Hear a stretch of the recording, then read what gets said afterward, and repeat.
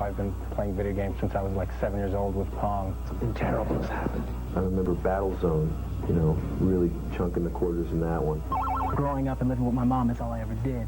You know, Isaac, clean the dishes. Give me a couple minutes, Mom. So I like, you know, schedule my classes so I can have breaks where I would play video games between them. The first generation that grew up addicted to video games is now creating them. It was always something I considered that'd be the coolest job in the world, but I'll probably end up with a regular job. Instead, computer science major Ed Boon landed a job at Williams Entertainment, where he met up with artist John Tobias and created the hugely successful Mortal Kombat, which has sold more than 9 million copies.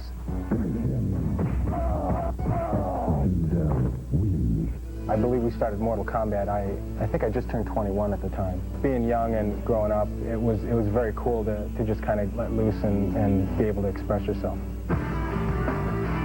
Rand Miller raised his family's eyebrows when he quit his computer programming job at a bank and talked his artist brother into dropping out of school to help him create CD-ROM games. The relatives kind of look and go, what, he quits a job at a bank to go work and make games, maybe?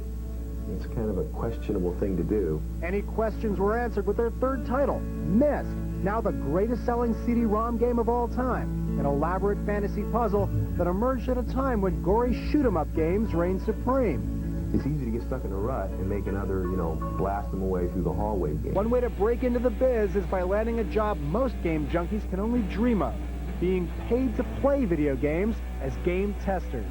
I guess we got lucky and we did well, and after, you know, we begged and screamed and cried for a long time, they decided, all right, shut up, we'll hire you. Yeah.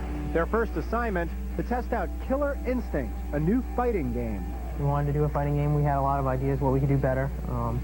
We all pretty much had our ideas put in there. Yeah. We did the voices for the last boss character in Killer Instinct Idol. He's a two-headed, kind of half-bull guy. And we both did a lot of screaming, yelling, puking. Yeah, we drank a lot. Sound effects. Drunk a lot of pop that day. Our voices were totally gone. But it's not all fun and games. Despite what you might think, video game production is a lot of hard work and long hours. When we were testing Killer Instinct, we'd pretty much come in at like 8:30, and we'd work until 12, 1 in the morning.